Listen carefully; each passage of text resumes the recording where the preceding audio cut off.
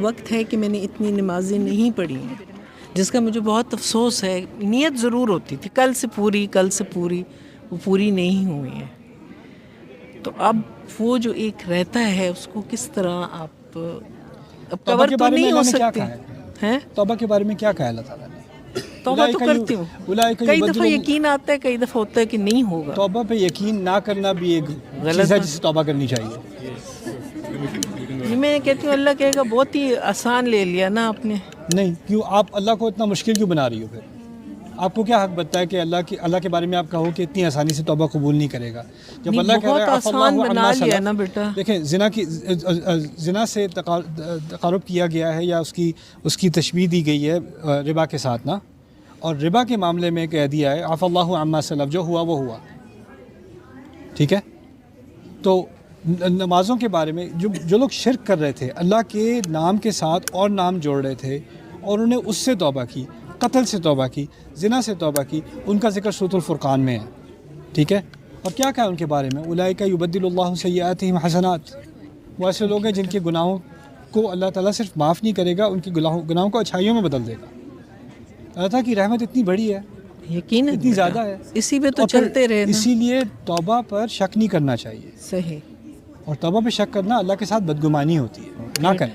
ایک اور چیز، ہدایت زیادہ پانے کے لیے کیا کوشش ہو سکتی ہے؟ زیادہ ہدایت کا کیا مطلب ہے؟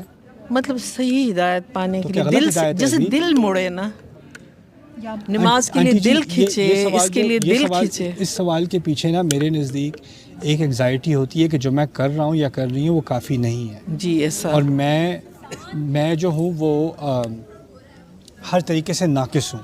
اپنے اوپر زیادہ ہم زیادتی کرتے ہیں. اللہ تعالیٰ کی فرما برداری جو کر رہا ہے نا، اللہ تعالیٰ کے احکام کو مان رہا ہے، تو اللہ تعالیٰ کہہ رہے ہیں لا یلدکم من اعمالکم شیئا، تمہارے اعمال میں سے کچھ بھی نہیں لے گا وہ. کچھ چیزوں میں اللہ تعالیٰ ہمیں تسلی دیتا ہے اور ہم اپنے آپ سے تسلی چھین لیتے ہیں. ہم بے چینی میں رہنا چاہتے ہیں، ہم سمجھتے ہیں بے چینی میں ہی اصل ایمان ہے. صحیح. لیکن یہ دین جو ہے نا، الا بذکر اللہ تطمئن القلوب، اللہ کے ذکر سے دلوں کو اطمینان آتا ہے. اور میں یہ بھی بات کہتا ہوں کہ اگر آپ کے پاس کوئی آئے اور کہے کہ میں نے بڑے گناہ کیے ہیں، میں توبہ کرنا چاہتی ہوں، رائٹ، آپ کیا کہو گی اس سے؟ آپ کہو گی توبہ کرو، اللہ معاف کرے گا. آپ اس کو تسلی دو گی، یعنی آپ اس کو تسلی دینے میں جلدی کرو گی لیکن اپنے آپ کو نہیں. ٹھیک ہے نا؟ یعنی آپ اپنے آپ کو اس نظر سے نہیں دیکھتی جس نظر سے آپ کسی اور کو دیکھتی ہو. کیونکہ ہماری سوسائٹی میں ایک تو ایک روحانی مسئلہ ہے، ایک نفسیاتی مسئلہ بھی ہے. نفسیاتی مسئلہ یہ ہے کہ بچپن سے نا ہمیں ہر چیز کے بارے میں گلٹ کیا جا رہا ہے. تم نے یہ غلط کیا، یہ غلط کیا، یہ غلط کیا، اللہ تمہیں کبھی معاف نہیں کرے گا، ایسا کرے گا، ایسا ہوگا، ویسا ہوگا.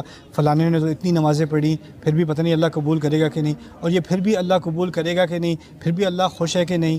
یہ بار بار اللہ کے بارے میں جو بدگمانی ہے نا، یہ ہمارے کلچر کا حصہ بن گئی ہے اور اس وجہ سے ہماری روحانیت پہ بھی اثر پڑا ہے. اللہ تعالیٰ کے بعد انا عند ظن عبدی بھی، جیسا میرا بندہ میرے بارے میں سوچتا ہے میں ویسا ہوں.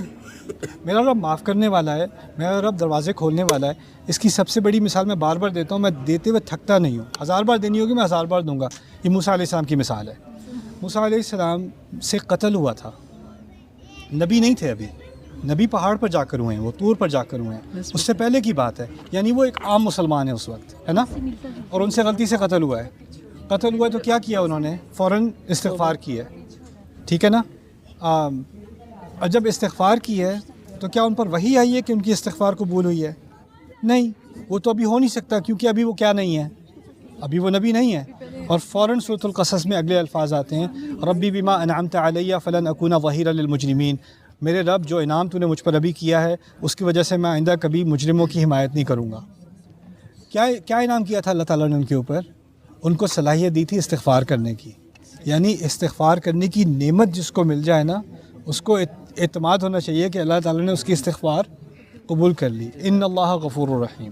رائٹ. ایک چیز کل آپ اور کہہ رہے تھے کہ میں نے انسان پہ بہت بوجھ ڈالا ہے، آپ کسی کو سمجھا رہے ہیں، ذمہ داری کی بات ہو رہی ہے. ذمہ داری، جی.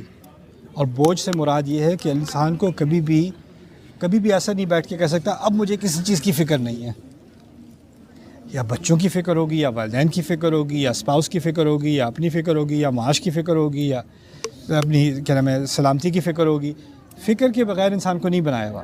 امیر سے امیر انسان فکر میں ہے، غریب سے غریب انسان فکر میں ہے. اور یہ فکر ہمارا امتحان ہے. اس کا مقصد یہ نہیں ہے کہ ہمارے دین میں نقص ہے. کیا جزاک اللہ. سر ابھی آپ نے